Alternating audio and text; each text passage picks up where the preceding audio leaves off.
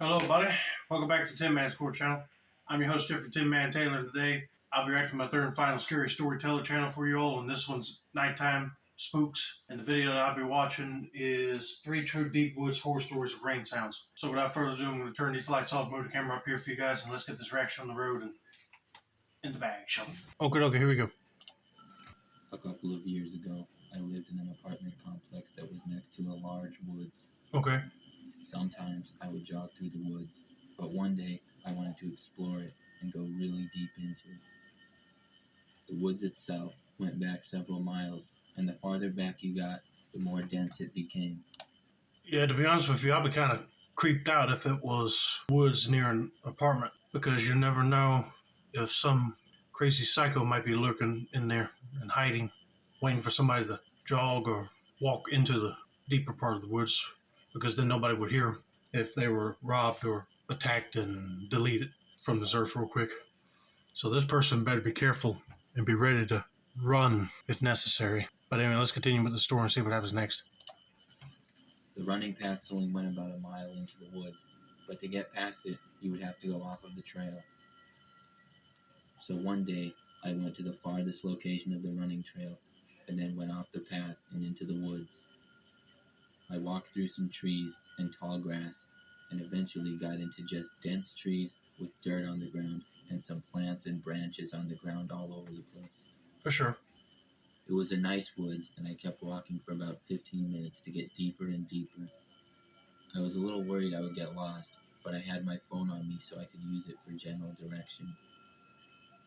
The whole time I was walking, I couldn't see much farther than 20 to 30 feet around because of how dense the woods was becoming, and either a tree or a plant would block your view of seeing very far.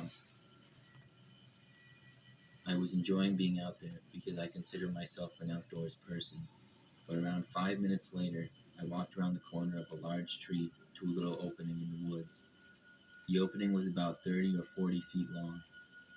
When I did, I saw a man standing across from the other side of the opening. I had to do a double take to make sure what I was seeing was real. It was a man holding a large stick in his hand. The man was shirtless and looked to be well over 6 feet tall. He was looking down at the ground, and when I stopped and listened, I heard he was muttering something, but I couldn't make out what it was. Hey, you see a person that's shirtless, staring face down on the ground, mumbling? I wouldn't stick around to figure out what he's saying. He might pop his head back up and stare at you and might lunge towards you. He might be a crazy psychopath. It seemed very strange. Then the man raised his stick and slammed it against the ground. I decided I wanted to head back then. I wasn't sure if the man knew I was there or not, so I decided to wait and see if he would leave. But then he started walking directly towards the tree that I was hiding behind. After that, I heard him yell, "Get out of here." I could only assume that he was talking to me. I didn't hesitate at all, and I ran back the direction I came from as fast as I could. As soon as I started running, I heard the man start to run after me. Branches hit me left and right, and I screamed at the man to leave me alone as I was running. He continued to chase me, though. After about a minute, I stopped hearing the man's footsteps behind me, but my adrenaline level was so high that I kept running. Finally, I paused to check my phone to see if the direction I was running was the right way. It was pretty close, and I jogged the rest of the way back. When I got out of the woods, I was bleeding from my arms and legs from all the branches that hit me, but it's better than being caught by that man, whoever he was. I never went into that woods again. Thank God you ran far away from that dude and he did not follow you back to your apartment complex. You never know if he already buried something or someone out there and he's just murmuring a bunch of stuff, or he was really insane and did not want nobody to disturb him. So you did the right thing to run once he said, "Get out of here." And I'm sorry you got cut while running through the trees, but I'm glad that this person made it safe and sound. So let's get to story number 2.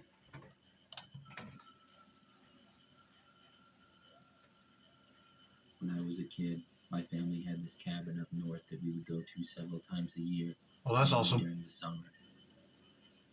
One year when I was 9 years old, we went up for a weekend. It was my parents, me, and my older two brothers. The cabin was near a lake, as well as tons of forest. There was miles and miles of forest north of the property, and on the second day we were there, my brothers and my dad went fishing. I wasn't really a big fisher, so I just wandered off.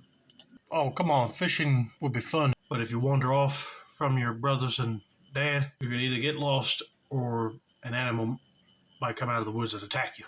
But I don't know what's going to happen here, so let's just continue and find out, shall we? I walked a little bit into the woods, and then a little bit farther. The woods had little paths going here and there. They weren't actual paved paths, it was just trails that had been walked on many times by either people or animals. I followed a couple of trails that I had been on before, but pretty soon I stopped recognizing them.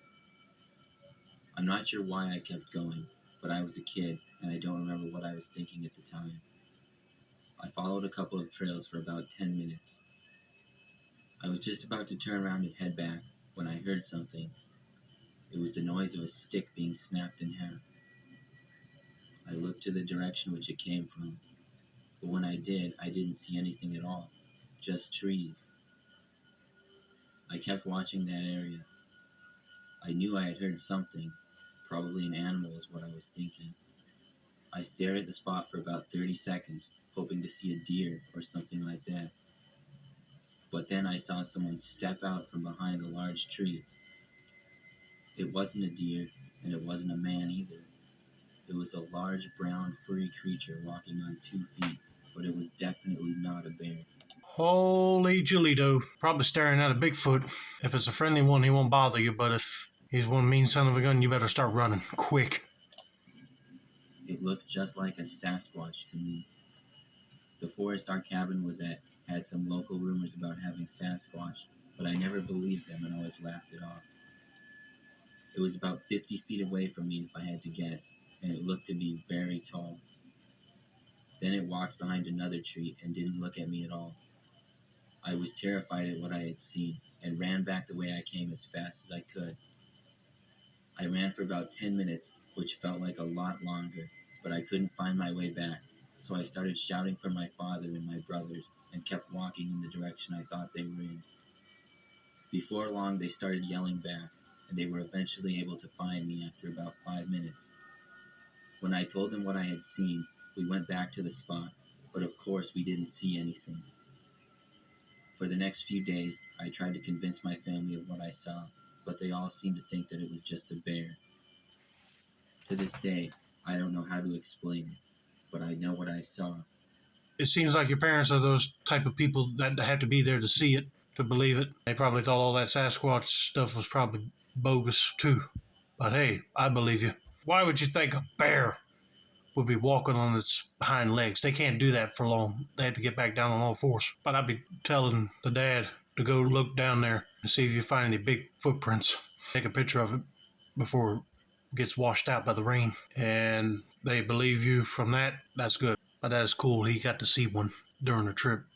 About 5 years ago, I was really into motocross biking. I got one for off-road riding, and it was the best thing I ever bought.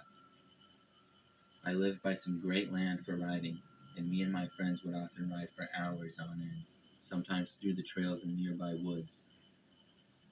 We liked to go to this one that was really isolated, and in all the times we rode there, we had never seen anybody else. You had to ride a good 10 minutes before even reaching the trees. One day, I went up there by myself because the rest of my friend group that I usually went with was busy. I still had the itch to ride though, so I rode out to the woods and onto the trails. It was a fun ride even though I was by myself. I even kind of enjoyed it more. I rode on the dirt trail for about 10 minutes until I was deep into the woods. Then I came to a corner followed by a fast straightaway. But as soon as I came around that corner, I immediately had to slam on my brakes after what I saw. It was a small, clear wire hanging from about 3 feet above the ground that was firmly tied between two trees. First of all, I would rather ride four-wheeler side by side on these trails because I feel like I can manage a four-wheel vehicle better. So apparently it's somebody that lives nearby that are getting tired of dirt bikers making loud noises. on them trails, and they decided to set up a wire trap. But I think I heard about this before. I think Chili Scares had somebody's video where they caught a wire trap and they had to stop their bike before they rammed into it. That'll be scary to find in the woods for sure.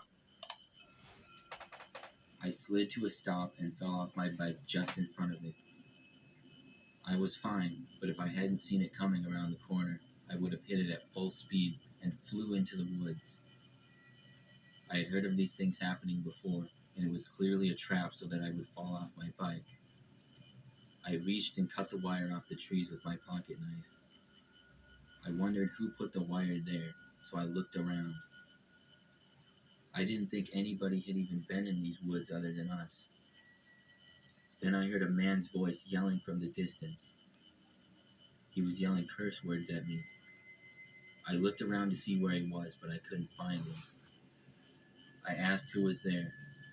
All he said in response was that I needed to leave or he was going to shoot me. I kept looking around, but I still couldn't see anybody. I couldn't quite tell from what direction his voice was coming from either. I just kept looking around. Then I heard a gunshot. After that, I wasn't going to stick around and see who was there. I got on my bike and rode off as fast as I could. I made it back all right, and then I told all my buddies about what had just happened. We called the police to let them know, but I don't think anything ever became of it. I guess somebody didn't want us riding there. None of us ever rode in those woods again, and I rode my bike a few more years before selling it and moving on. You did the right thing and just hightailing it out of there, because I guarantee it was probably a private property owner who didn't like dirt bikers riding on their trail, like I said earlier, and probably couldn't see them if they're blending in with the trees. But once you heard that gunshot, you know he ain't playing. He was going to shoot. But anyway, I hope you guys enjoyed this video. Don't forget to like, subscribe, turn on post notifications for more Nighttime Spooks related content like this. This has been another successful installment of the Tin Man Sport channel. I'm your host, Jeffrey Tin Man Taylor. That's a wrap, and have a nice day, y'all.